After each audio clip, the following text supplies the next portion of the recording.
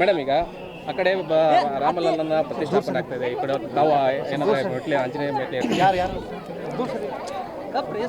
ರಾಮನಿಗೆ ಶಕ್ತಿ ಕೊಟ್ಟವನು, ಸೀತೆಯನ್ನು ಹುಡುಕಕ್ಕೆ ಸಹಾಯ ಮಾಡಿದವನು, ವಾಲಿಯನ್ನು ನಿಗ್ರಹ ಮಾಡಿ ಸುಗ್ರೀವನಿಗೆ ಅಧಿಕಾರ ಕೊಟ್ಟವನು, ಇದೆಲ್ಲದಕ್ಕೂ ಕಾರಣೀಕರ್ತ ಆಂಜನೇಯ ಸ್ವಾಮಿ. ಆಂಜನೇಯನ ಜನ್ಮಸ್ಥಳದಲ್ಲಿ ನಾವು ನಿಂತಿದ್ದೀವಿ, ಅಂಜನಾದ್ರಿ ಬೆಟ್ಟದಲ್ಲಿ ನಿಂತಿದ್ದೀವಿ. ನಾಳೆ ಅಯೋಧ್ಯೆಯಲ್ಲಿ ನಡೀತಾ ಇರುವಂಥ ಶ್ರೀರಾಮ ಜನ್ಮಭೂಮಿಯ ಕಾರ್ಯಕ್ರಮ, ಶ್ರೀರಾಮಚಂದ್ರನ ಪ್ರತಿಷ್ಠಾಪನೆ, ಆ ಭವ್ಯ ಮಂದಿರದ ಉದ್ಘಾಟನೆ ಇದೆಲ್ಲವೂ ಕೂಡ ನಿರ್ವಿಘ್ನವಾಗಿ ನಡಿಬೇಕು. ದೇಶದ ಪ್ರಧಾನಿ ನರೇಂದ್ರ ಮೋದಿಯವರ ಸಂಕಲ್ಪ ಇತ್ತು, ಅವರ ಕಾಲಾವಧಿಯಲ್ಲಿ ರಾಮ ಮಂದಿರದ ಸಮಸ್ಯೆ ಬಗೆಹರಿಬೇಕು, ಭವ್ಯ ರಾಮ ಮಂದಿರ ಆಗಬೇಕು ಅಂಥೇಳಿ. ತನ್ನ 2 ಅವಧಿ ಕೊನೆಯೊಳಗೇ ಅದನ್ನು ಪೂರ್ಣ ಮಾಡಿದ್ದಾರೆ.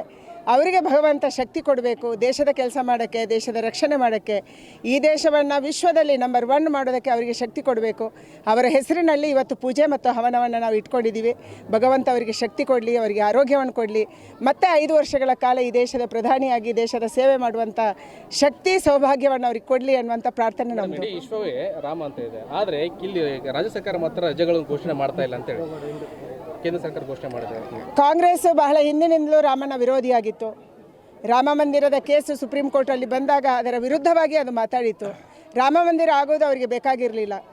ಅಲ್ಪಸಂಖ್ಯಾತರ ಓಲೈಕೆಗಾಗಿ, ವೋಟ್ ಬ್ಯಾಂಕ್ ರಾಜಕಾರಣಕ್ಕಾಗಿ ನಮ್ಮ ಶ್ರದ್ಧಾ ಕೇಂದ್ರವನ್ನು ಕೂಡ ಅಪಮಾನ ಮಾಡುವಂಥ ಕೆಲಸವನ್ನು ಕಾಂಗ್ರೆಸ್ಸಿನ ಚಾಳಿ ಇದು ಹಿಂದಿನಿಂದಲೂ ನಡ್ಕೊಂಡು ಬಂದಿದೆ, ಅದು ಮುಂದುವರಿತಾ ಇದೆ. ಅದಕ್ಕಾಗಿ ಕಾಂಗ್ರೆಸ್ ಸರ್ಕಾರದಿಂದ ಬಹಳ ಒಳ್ಳೆಯದನ್ನು ಎಕ್ಸ್ಪೆಕ್ಟ್ ಮಾಡೋಕ್ಕೆ ಸಾಧ್ಯ ಇಲ್ಲ.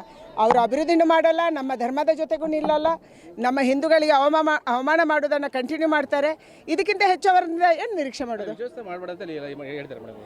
ಹೇಳಿದ್ದಾರೆ, ಅವರು ರಾಮ ವಿರೋಧಿಗಳಿದ್ದಾರೆ, ಅದಕ್ಕೆ ಹೇಳಿದ್ದಾರೆ. ಅವರಿಗೆ ಒಬ್ಬರು ನಾಯಕರು ಹೇಳಿದ್ರಲ್ಲ, ನಮಗೆ ರಾಮ ಅಂದರೆ ಸಿದ್ದರಾಮಯ್ಯ ಅಂತ, ಆ ರೀತಿಯಲ್ಲಿ ಅವರಿದ್ದಾರೆ.